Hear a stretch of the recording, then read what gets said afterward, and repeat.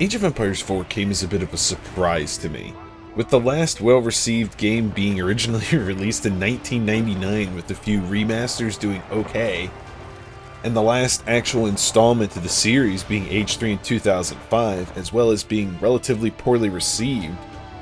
It comes as a surprise that Age 4 comes to a game series that's older than most people who will be playing it. I'm amazed that they got greenlit for a sequel.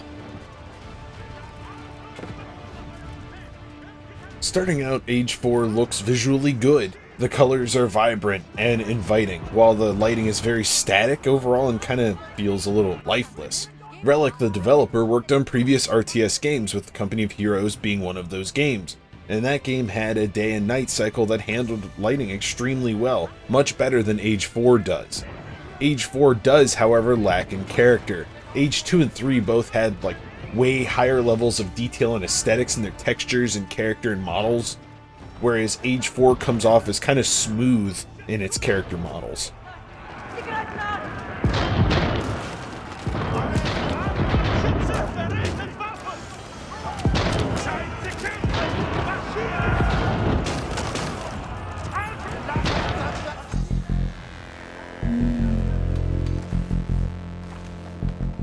General sound in Age 4 is a bit of a mixed bag. None of it's low quality, and overall it's handled pretty well, but none of it's memorable outside of a very few exceptions. Voice acting is handled very well, and fits the bill of an Age of Empires game, but all the units have a handful of lines each, and some of them reuse lines. It really wouldn't have been difficult for them to have a few more lines, instead of clicking on a spearman or a man-at-arms and them saying basically, ready, you'd be like, man, or man-at-arms, or arms, or spearman. It just wouldn't have been that hard. The soundtrack is pretty weak in Age 4 as well. None of it's bad or out of place, but they got a lot of filler here and a lot of, repeats. And none of it's memorable, unlike Age 2.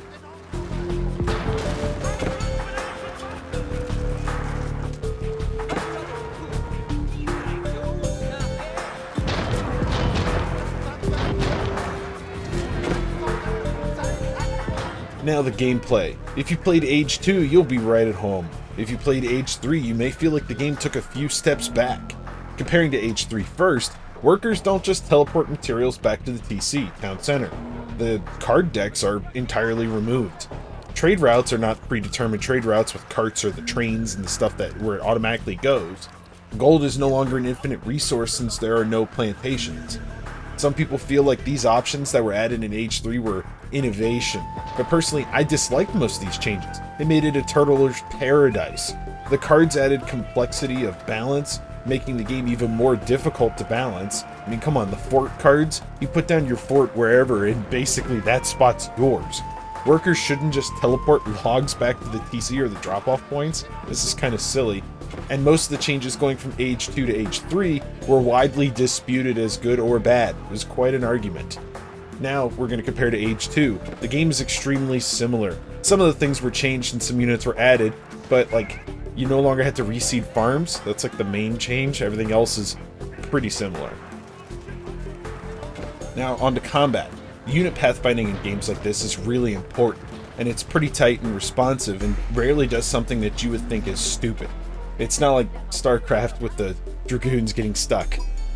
The only thing the AI will do that you'll think is really annoying, and at least in my experience, is if you A-move the floor because you're not a good player like me, they'll attack buildings before units if they're left to their own devices, or if there's no enemy in their direct line of sight, or range if they're ranged. They'll just attack whatever building is right next to them. Now, if you prefer to fight against the AI like I sometimes do, it has a lot of the same problems as the previous Age games had. The enemy AI definitely reads your inputs and will use a time delay before it responds to those inputs. It will always attack a tiny little dead zone in your defenses and will respond well to your attacks on those stupid dead zones. You'll click attack villagers, or you're trying to get close to the villagers to stab them all to death. The second you click move there, it waits 3 seconds, and then they just bail. They just run, and they'll always get away. These guys are like StarCraft pros with finding spots or getting villagers out of harm's way with an instant response. Now, yeah, you could play against players and this will solve these problems, but the ranked matchmake rating isn't in yet, so it swings widely with how the matches go. I played one match 4v4 where I got obliterated. One dude basically beat all of us. And then we played 4 matches straight, a few I played by myself and a few I played with friends, and these people were just awful. They didn't even build an army. They had just walls and defense towers. One guy, I broke his wall, like one little section, he instantly rebuilds it. I break it again, he just alt F4s. Like, what?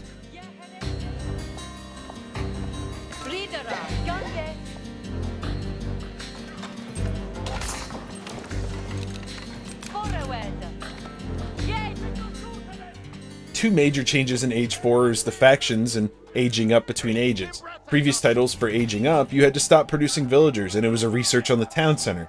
Now it's a landmark building that you build, and you get to choose between 2 for each age up. Each faction has different landmarks to age up, and each one of them will offer different unique things. Like, for example, the French, the first landmark is either a stable that builds and causes other local stables to build 20% faster for units. This is a big deal because the French are pretty cavalry focused.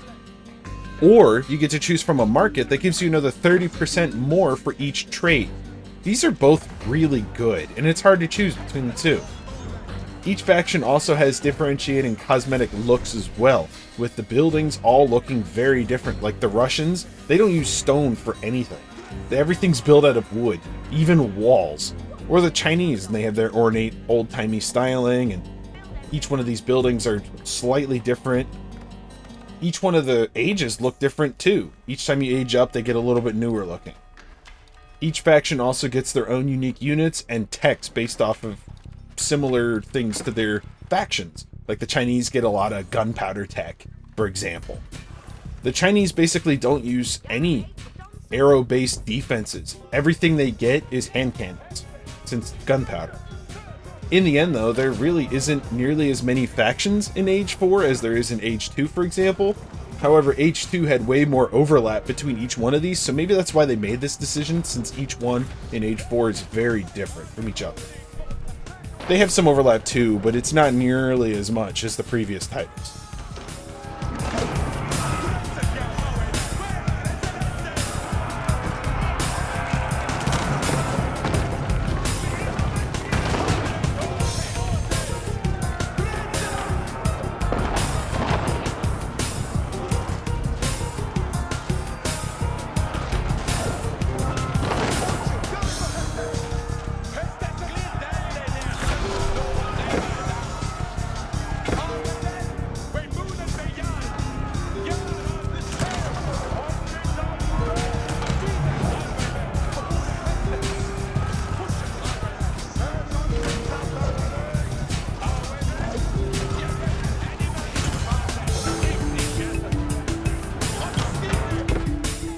In the end, Age of Empires 4 was a shock to me. I didn't expect the game to be as good as it was. Relic never made an RTS game like this before. They were Company of Heroes and Dawn of War guys, and they play so drastically different from Age of Empires, but hey, they actually handled it extremely well. I played during one of the last tech tests, and me and my friends all jumped in to play it, and we were all shocked by how good the game was. Also, Age 4 is on the Game Pass. I still hate the fact that they're making video games a monthly service, but again, there's zero chance they're making money on it, so yeah. Age 4, in the end, is a complete experience. Sure, it does take a lot of very safe approaches in a lot of ways, but you gotta remember, the last time they, quote, innovated with Age of Empires, a ton of people hated it, and it was one of the worst selling Age games in history to date, being Age 3. So Age 4 is definitely worth playing if you have the Game Pass. But is it worth $60? I think so. It's pretty close to worth it as well. They made a full game, and it was a full Age of Empires game here when I expected it to be very half-baked, and it wasn't. Welcome back, Age of Empires. It's been a while. 1999. As always, thank you for watching the video. Leave a like if you liked the video, or a comment below if you have something to say about the game and the review. Maybe a suggestion is what to the review next.